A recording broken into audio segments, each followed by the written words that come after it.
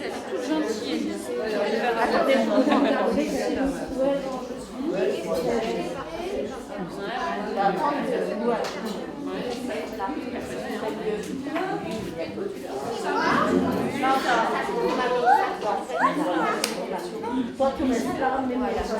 Et à ces moments-là, il faut être prêt à entrer dans le pays des rêves. Ici, vous pourrez rencontrer le peuple caché. C'est les elfes, les lutins, les fées, les trolls, les sorcières. Bonjour, je m'appelle Léa Pellarin, je suis conteuse professionnelle et je vais présenter ce soir un spectacle qui s'appelle Le Bois perdu. C'est un spectacle qui va parler du lien entre l'homme et la forêt sous 3 histoires qui vont se passer du passé au présent et au futur. Ces 3 histoires qui sont du conte traditionnel, donc qui viennent de la tradition orale, qui ont été transmises par d'autres conteurs et que je me suis réappropriée pour raconter voilà, ces 3 histoires-là. Elle est toute gentille.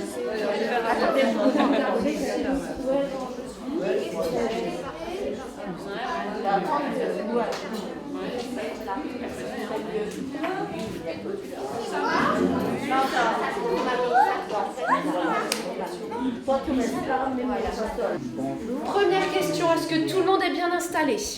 Oui. Ouais, tout le monde me voit bien? Ouais, parfait. Bienvenue à la bibliothèque de Grossbliederstroff. On est toujours très bien accueillis par Denise et le reste de l'équipe des bénévoles. Alors, ce spectacle vous est proposé dans le cadre de Lire en Fête, partout en Moselle, dont la thématique est la forêt. La forêt, la nature, le climat.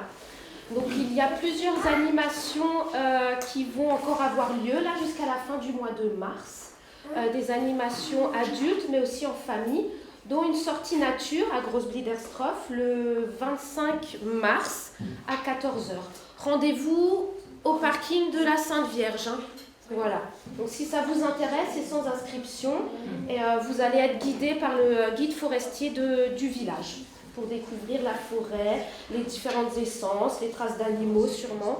Voilà, ça promet d'être super intéressant. Nous, aujourd'hui, on va aussi partir en forêt.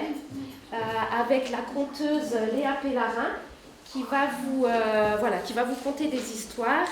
Son spectacle s'intitule Le Bois perdu. Nous allons entrer au cœur du bois perdu. Nous allons tous rester bien groupés et ne pas nous éloigner. Nous n'allons pas partir dans les buissons. Il y aura quelques histoires effectivement qui risquent de vous faire un peu peur. Mais je sais que c'est souvent les grands qui ont plus peur que les enfants. N'est-ce pas? Vous êtes courageux les garçons? Vous êtes courageuses les filles? Oui, aucun doute là-dessus, c'est plus les parents qui ont peur. En tout cas, promis, nous allons partir tous ensemble et promis, nous reviendrons tous ensemble. Je ne perdrai personne. C'est un peu censé faire peur quand même. Nino, tu m'as appelé. Que veux-tu? Nino s'est mis à crier. Il a dit « Tapio, Tapio, un de tes enfants a ravagé mon champ de blé. » Si un de tes enfants a ravagé ton champ de blé, si un de mes enfants a osé, il sera puni, il devra réparer. Attendons-les, Nino. Il a su que quelqu'un entrait dans le bois perdu et ce souffle-là, il l'a tout de suite reconnu. Un chant léger, comme une petite brise. C'était la grande sœur qui entrait. Aniki. Aniki est entrée dans la clairière légère.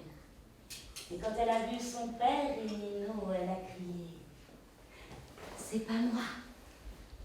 C'est pas moi qui ai soufflé. Ce n'est pas moi, papa. Je n'ai pas ravagé le champ de blé. Papa, je n'aurais pas osé. Et sur le champ de blé, ce n'est pas moi, je n'aurais pas osé. Non, ce n'est pas moi, papa. Qui pourrait peut-être être celui qui a soufflé. Je le laisserai t'en parler. Et dans un souffle, Turliki s'est envolé.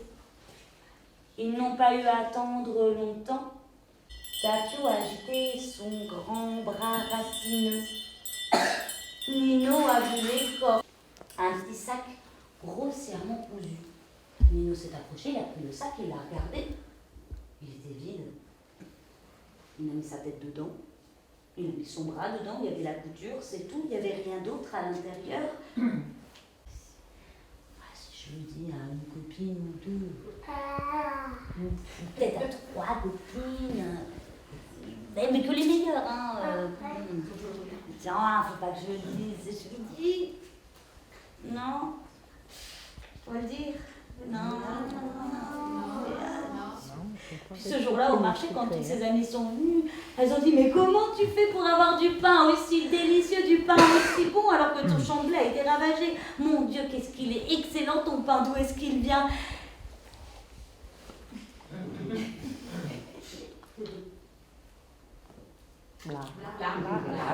Eh bien, en fait, c'est un petit sac qui vient de la forêt, c'est le grand acteur qui l'a donné à mon fils, et puis il faut dire petit sac si malin fait que l'on n'en manque de rien, et puis tu verras tous les temps vont sortir, et puis tu vois, il suffit de le faire, mais j'ai rien dit parce que c'est un secret, ça ne doit pas être révélé, mais tu sais, bouche cousue.